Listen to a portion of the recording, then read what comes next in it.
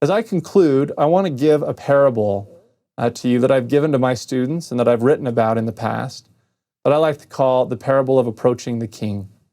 I'm going to give this to you, and I'm going to let you interpret it and see as a whole. But the reason why I came upon this parable is because as I did some research, I'm not suggesting that this parable or that the endowment is connected into these ancient ordinances.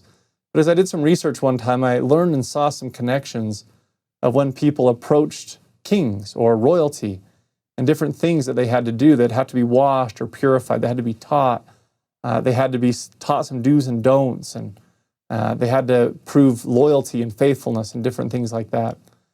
So with this, I give you what I call the parable of approaching the king. The temple of heaven is likened unto a certain woman who was invited to meet the king of her country. A seamstress by trade, this goodly commoner loyally served her king and country. To reward her faithfulness, she was called to the king's chambers by royal invitation. Having arrived on the appointed day, the common woman presented her invitation at the castle gates. Being made to pass, she was first led by the king's servant to be purified according to custom. After being cleansed, she was anointed with sweet-smelling ointments. And next, she was clothed in royal apparel, fit for an audience with the king. Last, she was instructed by the king's chief servant in all required reverences to approach her highness, the proper bows, the oaths of loyalty, and never turning your back on the king. Then the woman was led to an antechamber wherein a royal servant knocked upon the large doors of the king's court. Being made to pass, the doors parted, and she entered her king's presence. Demonstrating the required reverences toward his highness, the king smiled upon the woman and blessed her.